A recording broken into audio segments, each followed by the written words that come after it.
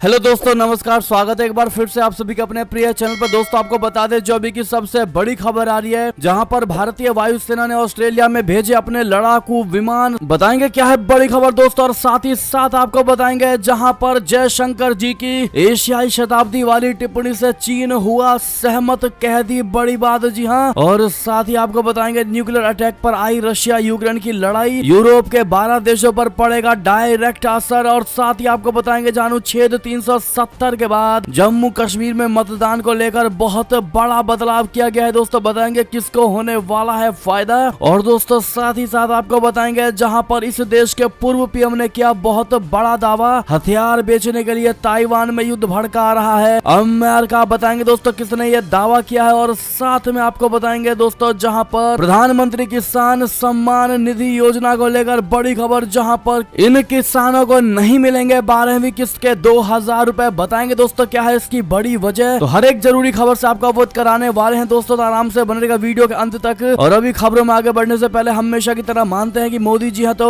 हर चीज संभव है दोस्तों, और अपना देश नंबर 1 देश है। तो इस वीडियो को भी कर दीजिए लाइक, चैनल को कर दीजिए सब्सक्राइब, बेल आइकन दबाइए, साथ ही कमेंट बॉक्स में लिख दीजिएगा जय हिंद। जी हाँ दोस्तों, तो चलते हैं पहली और सबसे बड़ी खबर की तरफ, जहाँ भारतीय वायुसेना ने ऑस्ट्रेलिया में भेजे अपने लड़ाकू विमान 100 वायु युद्धा पिच ब्लैक में दिखाएंगे करतब। जी हाँ दोस्तों, भारतीय वायुसेना बोले तो इंडियन एयरफोर्स ने शुक्रवार को कहा कि उसने ऑस्ट्रेलिया में अपने लड़ाकू विमान भेजे हैं। वायुसेना ने कहा कि उसका दल ऑस्ट्रेलिया में पिच ब्लैक नाम से हो रहे सैन्य अभ्यास यानी एक्सरसाइज में हिस्सा लेने के लिए गया है। दोस्तों पिच ब्लैक हर 2 साल में होने वाला वायु युद्ध अभ्यास है। इसमें 17 देश अपनी हवा से हवा में ईंधन भरने की क्षमताओं को आगे बढ़ाने पर ध्यान केंद्रित करेंगे। एक्सरसाइज पिच ब्लैक 2022 को रॉयल ऑस्ट्रेलियाई वायुसेना द्वारा आयोजित किया जा रहा है। दोस्तों बहुराष्ट्रीय अभ्यास शुक्रवार से शुरू होकर 8 सितंबर तक आयोजित किया जा रहा है। दोस्तों ग्रुप कैप्टन YPS नेगी के नेतृत्व में भेजी गई भारतीय वायुसेना की टुकड़ी में 100 से अधिक वायु योद्धा शामिल है। इन योद्धाओं को 4 सुखोई 30 MKI लड़ाकू विमानों और 2 C-17 रणनीतिक परिवहन विमानों के साथ तैनात किया गया है। दोस्तों ऐसे में आप सभी से रिक्वेस्ट है इस युद्धाभ्यास के लिए अपनी भारतीय सेना को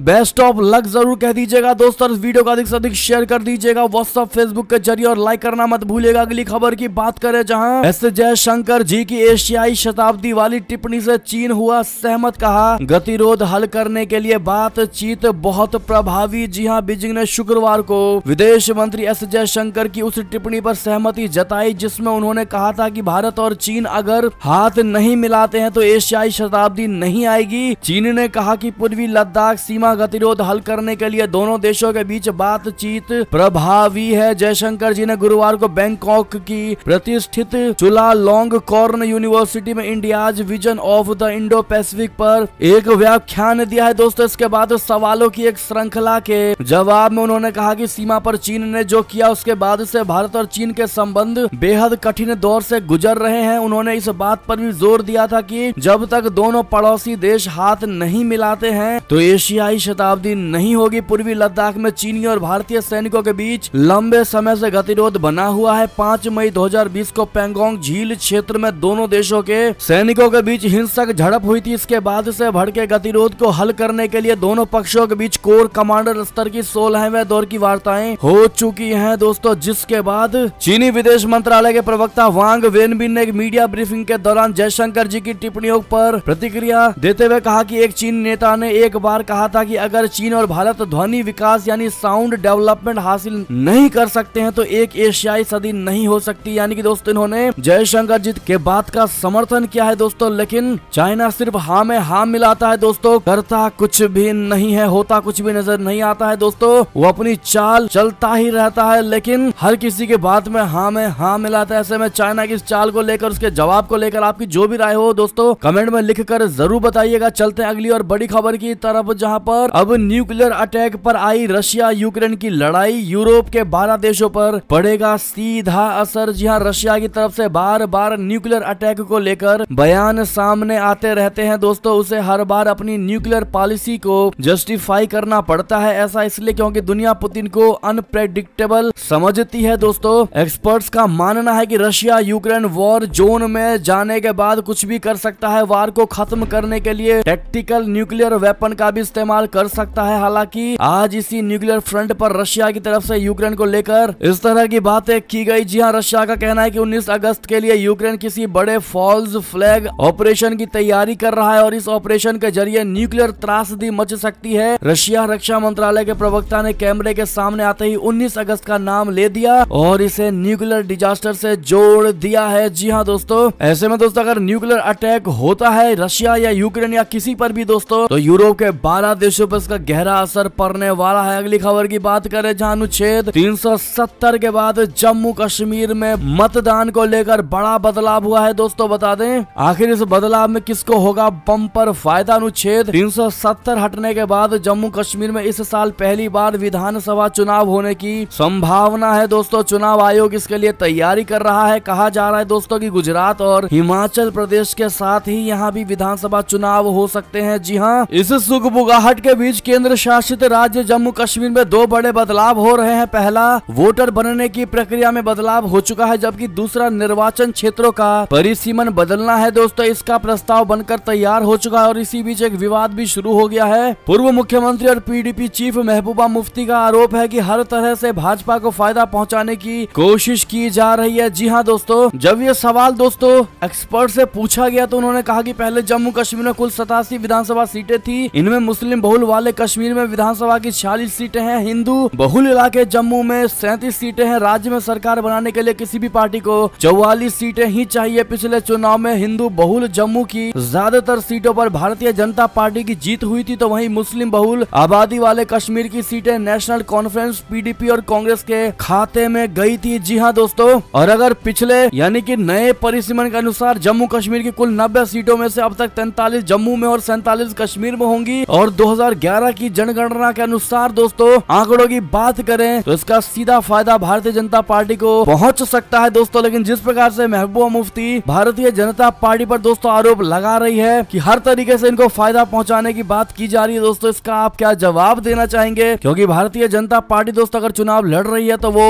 वोटों से जीतने के लिए चुनाव लड़ रही है दोस्तों, ना कि बेईमानी करके, जैसा महबूबा मुफ्ती को लगता है। ऐसे में आप क्या जवाब देना चाहेंगे दोस्तों? कमेंट करके जरूर बताइएगा। और आपके अनुसार किसकी जीत होगी दोस्तों? देखते क्या कहती है भारत की जनता। अगली खबर की बात करें, जहां हथियार बेचने के लिए ताइवान में युद्ध भड़का रहा है अमेरिका। जी हाँ दोस्तों, इस देश के पूर्व पीएम ने किया बहुत बड़ा दावा। जी हाँ, चीन और ताइवान के बीच जारी विवाद से एशिया के ज्यादातर देश चिंतित हैं और किसी भी हालात में क्षेत्र में शांति कायम करने की कोशिश में लगे हुए हैं। और इसी बीच मलेशिया ने अमेरिका पर ताइवान में युद्ध भड़काने का आरोप लगाया है। पूर्व प्रधानमंत्री महातिर मोहम्मद ने शुक्रवार को एक इंटरव्यू के दौरान उम्मीद जताई कि मलेशिया की भ्रष्टाचार में शामिल सत्ताधारी पार्टी आने वाले महीनों में आम चुनाव कराएगी। 2 बार मलेशिया के प्रधानमंत्री रहे महातिर को पश्चिम और उसकी राजनीति का आलोचक माना जाता है। दोस्तों पूर्व प्रधानमंत्री महातिर मोहम्मद ने चेताया है कि अमेरिका प्रतिनिधि सभा के अध्यक्ष नैन्सी पेलोसी की हालिया यात्रा के जरिए चीन को नाराज करने का काम कर रहा है। चीन ताइवान को अपना क्षेत्र होने का दावा करता है। महातिर ने कहा कि चीन ने ताइवान को आजाद रहने की इजाजत दी है और उसने कोई हमला नहीं किया है। अगर चीन हमला ही करना चाहता तो कर सकता था, लेकिन उसने ऐसा नहीं किया। महातिर मोहम्मद ने कहा कि ऐसे में अब अमेरिका की ओर से उकसाया जा रहा है ताकि युद्ध हो जाए और चीनी सरकार हमला करने की गलती कर दे। जी हाँ दोस्तों, उन्होंने कहा कि अगर दोनों मुल्कों के बीच जंग छिड़ेगी तो इसका फायदा सीधा सीधा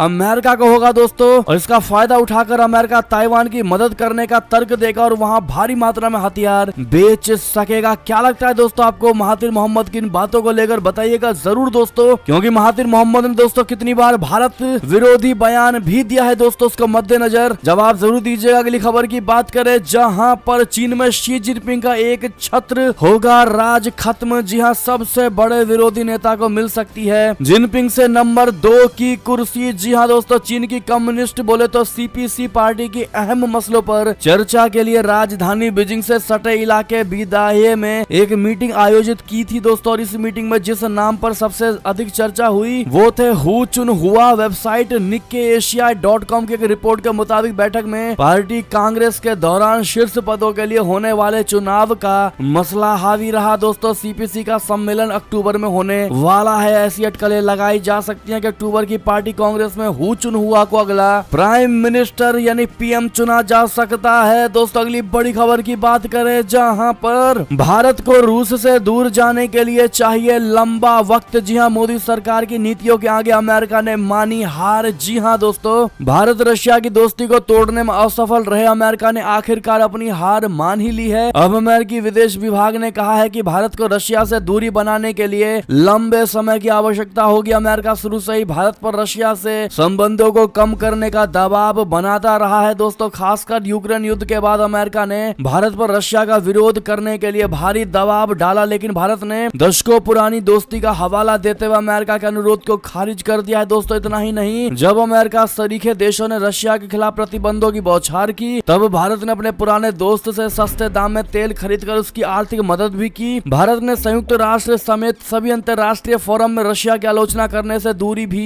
बना कर रखी दोस्तों। अब अमेरिका का बड़ा बयान आया है, भारत को रशिया के खिलाफ जाने के लिए लंबा वक्त चाहिए वाला। जी हाँ, अमेरिकी विदेश विभाग के प्रवक्ता नेड प्राइस ने कहा कि अमेरिका दुनिया को किसी की हार और किसी की जीत के संदर्भ में नहीं देखता है। अमेरिका ये समझता है कि भारत जैसे देशों को रशिया के प्रति अपनी नीतियों को फिर से उल्टा करने के लिए लंबे समय की आवश्यकता होगी। हम मानते हैं कि दुनिया का हर देश अपने हितों और अपने मूल्यों के अपने आकलन के आधार पर अपने स्वयं के संप्रभु निर्णय लेने जा रहा है। उन्होंने ये भी कहा कि अमेरिका ये भी स्पष्ट करना चाहता है कि हमारे साझा हित और हमारे साझा मूल्य अक्सर कैसे हमें जोड़ती है और इस साझेदारी से दुनिया भर के देश कैसे लाभ को प्राप्त कर सकते हैं। यानी कि दोस्तों, अमेरिका भी अब भारत रशिया की दोस्ती को देखकर दोस्तों अपने आप को हारा हुआ मान रहा है। जी हाँ दोस्तों, ऐसे में भारत और रूस के संबंध को लेकर दोस्तों आपकी क्या राय होगी? भारत रशिया रिश्ते को लेकर दोस्तों आप क्या कहना चाहेंगे, बताइएगा जरूर। चलते हैं एक और खबर की ओर, जहां प्रधानमंत्री शहबाज शरीफ ने जताई शांतिपूर्ण संबंधों की मंशा पर कश्मीर को लेकर कसक रहा कायम। जी हां, पाकिस्तान के प्रधानमंत्री शहबाज शरीफ ने भारत के साथ शांतिपूर्ण संबंधों की मंशा जताई है दोस्तों। वो चाहते हैं कि दोनों देशों के रिश्ते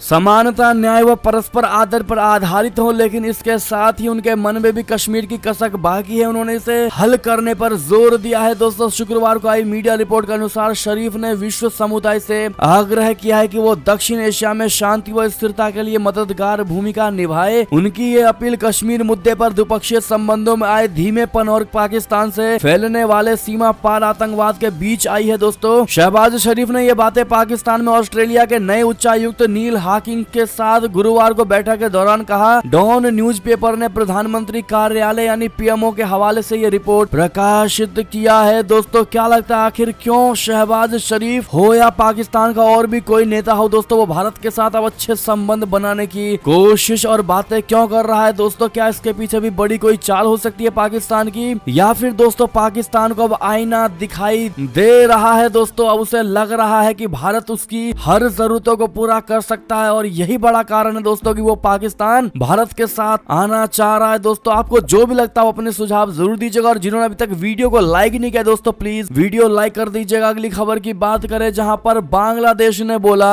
पैगंबर पर टिप्पणी का विरोध नहीं किया हमने, हम हैं भारत के साथ। जी हां दोस्तों, बांग्लादेश ने पैगंबर के खिलाफ टिप्पणी मामले में भारत के साथ होने की प्रतिबद्धता जाहिर की है। बांग्लादेश के विदेश मंत्री अब्दुल मोमेन ने इसको लेकर एक बयान जाहिर किया है दोस्तों। उन्होंने कहा है कि दिल्ली में भाजपा प्रवक्ता द्वारा पैगंबर के खिलाफ टिप्पणी करने के बाद भी हमने इसके खिलाफ विरोध करने वालों का साथ नहीं दिया। मोमन ने चटगांव में एक भाषण के दौरान कहा कि मैंने प्रधानमंत्री शेख हसीना से कहा कि जब मैं भारत जाऊंगा तो आपको इस पर कायम रहना चाहिए। जी हां दोस्तों, बांग्लादेशी विदेश मंत्री मोमन ने कहा कि बांग्लादेश और भारत दोनों को राजनीतिक स्थिरता की जरूरत है और ये तभी संभव है यदि भारत शेख हसीना की सरकार का समर्थन करता है। उन्होंने कहा कि बहुत से लोग मुझे भारत का दलाल कहते हैं क्योंकि जब कभी ऐसा कुछ होता है तो मैं कड़ा संदेश नहीं देता। मंत्री ने भारत को संबोधित करते हुए भाजपा के एक प्रवक्ता के संदर्भ में कहा कि भाजपा प्रवक्ता को आपत्तिजनक टिप्पणी के बाद निलंबित कर दिया गया था। महिला प्रवक्ता ने कुछ समय पहले पैगंबर के बारे में आपत्तिजनक टिप्पणी की थी, लेकिन हमने इस पर एक शब्द नहीं कहा, जबकि विभिन्न देशों ने इस पर टिप्पणी करके विरोध दर्ज कराया था। हम आपको इस तरह की सुरक्षा दे रहे हैं, ये आपके और हमारे भले के लिए है। एक और खबर की बात करें दोस्तों, जहां पर रशिया यूक्रेन युद्ध के बीच अमेरिका का शक्ति प्रदर्शन, स्वीडन में B-52 बम्बर से की जबरदस्त बमबारी। जी हां दोस्तों, रशिया यूक्रेन युद्ध के कारण पूरे यूरोप में तनाव है। अमेरिका के नेतृत्व में नाटो देशों की फौज ने रशिया की सीमाओं के नजदीक डेरा डाला हुआ है, तो वहीं रूस ने भी यूक्रेन मुद्दे पर ना झुकने की कसम खाई हुई है दोस्तों। इसी बीच अमेरिका ने रशिया के नजदीक स्वीडन में लाइव फायर ड्रिल करके अपनी ताकत का प्रदर्शन किया है। इस ड्रिल में अमेरिकी बोइंग B-52 स्ट्रेटोफोर्ट्रेस बॉम्बर ने पहले से निर्धारित लक्ष्यों पर जिंदा बम गिराए हैं दोस्तों। आमतौर पर युद्धाभ्यास के दौरान बहुत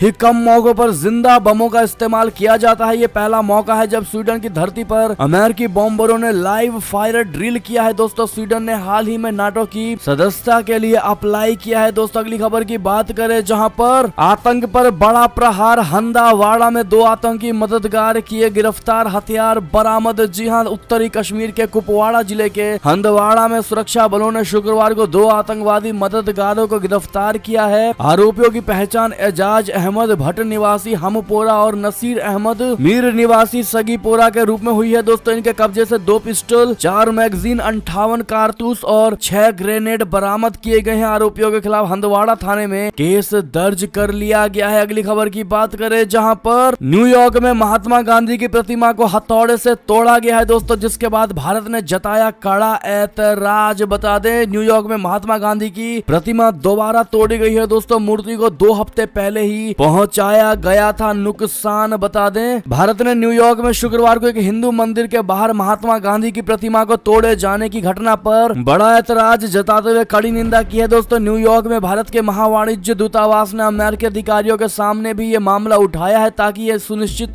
किया जा सके इस तरह की घृणित घटना के लिए जिम्मेदार लोगों के खिलाफ कार्रवाई की जाए। दोस्तों अमेरिका में महात्मा गांधी की मूर्तियों पर लगातार हमले हो रहे हैं। 2 सप्ताह में ये दूसरी घटना जब महात्मा गांधी की प्रतिमा का क्षतिग्रस्त या नुकसान पहुंचाया गया है। जी हाँ दोस्तों, आपको बता दें इतना ही नहीं, इस मूर्ति पर स्प्रे पेंट से अभद्र टिप्पणियां भी लिखी गई है। जी हाँ दोस्तों, इस पर आपकी जो भी राय हो दोस्तों कमेंट करके जरूर बताइएगा। अगली खबर की बात करें जहां जन्माष्टमी पर बांग्लादेश की प्रधानमंत्री का बयान, कहा हमारे यहाँ हिंदुओं के उतने अधिकार हैं जितने हमारे। जी हाँ दोस्तों, बांग्लादेश के प्रधानमंत्री शेख हसीना ने कहा है कि देश में हिंदू समुदाय के पास भी उतने ही अधिकार हैं जितने अधिकार खुद उनके पास हैं। उन्होंने कहा कि दुर्गा पूजा उत्सव के दौरान ढाका में लगने वाले मंडपों की संख्या पश्चिम बंगाल में लगने वाले मंडपों की तुलना में कहीं अधिक होती है। हसीना जन्माष्टमी के पवित्र दिन और भगवान कृष्ण के जन्म उत्सव से जुड़ी त्योहार की गतिविधियों के बीच हिंदू समुदाय के नेताओं से मुखातिब हुई। अपनी इस मुलाकात में उन्होंने हिंदू समेत अन्य सभी धर्मों में विश्वास रखने वाले लोगों से अनुरोध किया कि वे सभी अपने आप को अल्पसंख्यक ना माने। इस दौरान हसीना ने कहा कि बांग्लादेश में धर्मों से परे सभी के पास समान अधिकार है। ऐसे में दोस्तों कहने और करने में बहुत फर्क होता है। आपकी क्या राय है दोस्तों हसीना के इस बयान को लेकर कमेंट करके जरूर बताइएगा आप लोग। बात करें अगली और बड़ी खबर की जहां पर इमरान खान ने कहा भ्रष्टाचार को रोकने के लिए कुछ नहीं करने पर पाकिस्तानी सेना का कोई इतिहास जिम्मेदार ठहराएगा। जी हां, पाकिस्तानी सेना की तीखी आलोचना करते हुए पूर्व प्रधानमंत्री इमरान खान ने गुरुवार को कहा कि सेना को इतिहास में देश में भ्रष्टाचार को रोकने के लिए कुछ नहीं करने के लिए जिम्मेदार ठहराया जाएगा। इस्लामाबाद में एक सेमिनार को संबोधित करते हुए पाकिस्तान तहरीक-ए-इंसाफ के नेता ने सेना के लिए तटस्थ शब्द का इस्तेमाल किया। उन्होंने कहा कि सेना को तटस्थ रहने की अपनी नीति पर पुनर्विचार करना चाहिए और देश की खराब होती आर्थिक स्थिति को सुधारने के लिए कदम उठाना चाहिए। एक और खबर की बात करें दोस्तों जहां पर रिपोर्ट में बड़ा खुलासा हुआ है दोस्तों, अमेरिका में बसना चाहते हैं श्रीलंका के पूर्व राष्ट्रपति गोटाबाया राजपक्षे। जी हां, श्रीलंका के पूर्व राष्ट्रपति गोटाबाया राजपक्षे अमेरिका वापस लौटने के लिए ग्रीन कार्ड की प्रतीक्षा कर रहे हैं। मीडिया रिपोर्ट के मुताबिक राजपक्षे अपनी पत्नी और बेटे के साथ अमेरिका में बस जाना चाहते हैं। आपको बता दें कि देश को घोर आर्थिक और राजनीतिक संकट में छोड़कर गोटाबाया कोलंबो छोड़कर सिंगापुर भाग गए थे दोस्तों। ऐसे में अमेरिका में रहने की उनको इजाजत देनी चाहिए दोस्तों, या फिर इनको इनके किए की सजा मिलनी चाहिए दोस्तों। इनको श्रीलंका में ही रहने देना चाहिए दोस्तों, ताकि उनको पता चले कि इन्होंने कितनी बड़ी गलती की थी दोस्तों। जिस देश के लोगों ने इनको राष्ट्रपति बनाया दोस्तों, इन्होंने उसी देश के लोगों के साथ बहुत बड़ा धोखा किया था दोस्तों। ऐसे में आपकी क्या राय होगी दोस्तों, इस पर जवाब जरूर दीजिएगा। अगली और बड़ी खबर की बात करें जहां पर मनीष सिसोदिया के घर 14 घंटे चली सीबीआई की रेड, डिप्टी सीएम का फोन लैपटॉप जब्त, एफआईआर भी दर्ज। जी हां, बहुत बड़ी खबर दोस्तों, शराब घोटाले में फंस चुके डिप्टी सीएम मनीष सिसोदिया के घर से 14 घंटे बाद सीबीआई की टीम बाहर निकल चुकी है दोस्तों। सुबह जो रेड शुरू हुई थी कल, वो देर रात तक चलती रही और अब जाकर खत्म हुई है दोस्तों। जांच के दौरान कुछ सीक्रेट डॉक्यूमेंट भी बरामद बरामद किए गए हैं। इस पूरे मामले में सीबीआई के एफआईआर ने मनीष सिसोदिया की मुसीबत सबसे ज्यादा बढ़ा दी है और इस मामले में सिसोदिया को सिर्फ एक आरोपी नहीं माना जा रहा है बल्कि मुख्य आरोपी के तौर पर पेश किया जा रहा है। दोस्तों, सीबीआई की एफआईआर में मनीष सिसोदिया का नाम सबसे ऊपर है, बाकी आरोपियों के नाम नीचे आ रहे हैं। ऐसे में जांच का केंद्र मनीष सिसोदिया पर ही रहने वाला है। दोस्तों, बहुत बड़ी खबर। बात करें अगली खबर की, जहां पर सरकार बनाना आसान है पर राष्ट्र का निर्माण करना इतना आसान नहीं। जी हां दोस्तों, प्रधानमंत्री नरेंद्र मोदी जी ने विपक्ष पर कहकर कसा तंज। जी हां, प्रधानमंत्री मोदी जी ने शुक्रवार को विपक्ष पर तंज कसते हुए कहा कि जिन लोगों को देश की परवाह नहीं होती उन्हें इस बात से भी फर्क नहीं पड़ता है कि राष्ट्र का वर्तमान बने या फिर बिगड़े। हर घर जल इवेंट को संबोधित करते हुए नरेंद्र मोदी जी ने कहा कि जिन्हें देश की परवाह नहीं होती उन्हें देश का वर्तमान बने या बिगड़े इस बात से फर्क नहीं पड़ सकता। ऐसे लोग पानी के लिए बड़ी बड़ी बातें जरूर कर सकते हैं लेकिन इसके लिए काम नहीं कर सकते। क्या आप भी दोस्तों मोदी जी की इस बात का समर्थन करेंगे? बताइएगा जरूर। अगली खबर की बात करें, जहां लाइन में राहुल गांधी, ममता बनर्जी और नीतीश कुमार। आम आदमी पार्टी का बड़ा ऐलान, बोला 2024 में मोदी बनाम केजरीवाल होगा। जी हां, आम आदमी पार्टी ने 2024 लोकसभा चुनाव में प्रधानमंत्री पद के लिए दावेदार के तौर पर दिल्ली के मुख्यमंत्री अरविंद केजरीवाल के नाम की घोषणा कर दी है। आम आदमी पार्टी के दूसरे सबसे बड़े नेता और दिल्ली के उप मुख्यमंत्री मनीष सिसोदिया के आवास पर शुक्रवार को सीबीआई छापेमारी से आक्रोशित पार्टी के वरिष्ठ नेता और सांसद संजय सिंह ने यह ऐलान किया है। दोस्तों, उन्होंने कहा कि केंद्र सरकार दूसरे राज्यों में आम आदमी पार्टी के बढ़ते प्रभाव को नहीं रोक पाएगी और 2024 का लोकसभा चुनाव केजरीवाल बनाम मोदी होगा। ऐसे में दोस्तों, चुनाव तो किसी के बीच भी लड़ा जाता है दोस्तों, लेकिन विजयी एक ही होता है और वो कौन होगा विजयी? दोस्तों, 2024 में कौन बनेगा प्रधानमंत्री आपके लिए? दोस्तों, कमेंट में नाम लिखकर जरूर बताइएगा। देखते हैं क्या कहती है हमारी भारत की जनता और क्या है हमारी भारत की जनता की पसंद। दोस्तों, अगली खबर की बात करें, जहां पर बहुत बड़ी खबर, पीएम किसान योजना को लेकर इन किसानों को नहीं मिलेंगे 12वीं किस्त के 2000 रुपए। जी हां दोस्तों, प्रधानमंत्री किसान सम्मान निधि योजना के तहत किसानों के खाते में 12वीं किस्त के पैसे आने वाले हैं। अब तक किसानों के खाते में इस योजना के तहत 11 किस्तें आ चुकी हैं। इस योजना के तहत सरकार किसानों की आय बढ़ाने के लिए सीधे उनके खाते में सालाना 6000 रुपए भेजती है, लेकिन कई बार आवेदन में हुई गलतियों की वजह से किसानों की किस्त रुक जाती है। दोस्तों, ऐसे में वो कौन सी गलतियां हैं दोस्तों जिनकी वजह से किसानों के खाते में पैसे आने में रुकावट हो सकती है? दोस्तों, जो हमने स्क्रीन पर दे दिया, आप देख पा रहे होंगे वो गलतियां हैं। किसान फॉर्म भरते समय अपना नाम अंग्रेजी में लिखें। जिन किसानों का नाम आवेदन में हिंदी में है दोस्तों, वे उसे अंग्रेजी में अवश्य कर लें। अगर आवेदन में नाम और बैंक खाते में आवेदक का नाम अलग अलग है तो आपका पैसा अटक सकता है। दोस्तों, बाकी सारी जानकारी और कैसे आप इसको सुधार सकते हैं अपनी गलतियों को, ये स्टेप भी हमने स्क्रीन पर दे दिया दोस्तों, आप देख ही पा रहे होंगे। साथ ही दोस्तों, ये थी अब तक की सारी बड़ी खबरें। आपको हमारी खबर कैसी लगी? आशा करता हूँ बहुत अच्छी लगी होगी। अगर थोड़ी भी अच्छी लगी है दोस्तों तो इस वीडियो को अभी अपने भाई बंधुओं में व्हाट्सएप, फेसबुक, ट्विटर के जरिए पूरे भारत में शेयर करना बिल्कुल मत भूलिएगा दोस्तों। और अभी कर दीजिए इस वीडियो को लाइक, चैनल को कर दीजिए सब्सक्राइब, बेल आइकन दबाइए, साथ ही कमेंट बॉक्स में लिख दीजिएगा जय हिंद जय भारत। दोस्तों, तो मिलते हैं आप अगली बड़ी खबर में, तब तक के लिए आप सभी का बहुत बहुत धन्यवाद दोस्तों। साथ देने के लिए, साथ बने रहने के लिए जय हिंद जय भारत, जय श्री राम, हर हर महादेव दोस्तों। और जन्माष्टमी की आप सभी को बहुत बहुत शुभकामनाएं। हैप्पी जन्माष्टमी।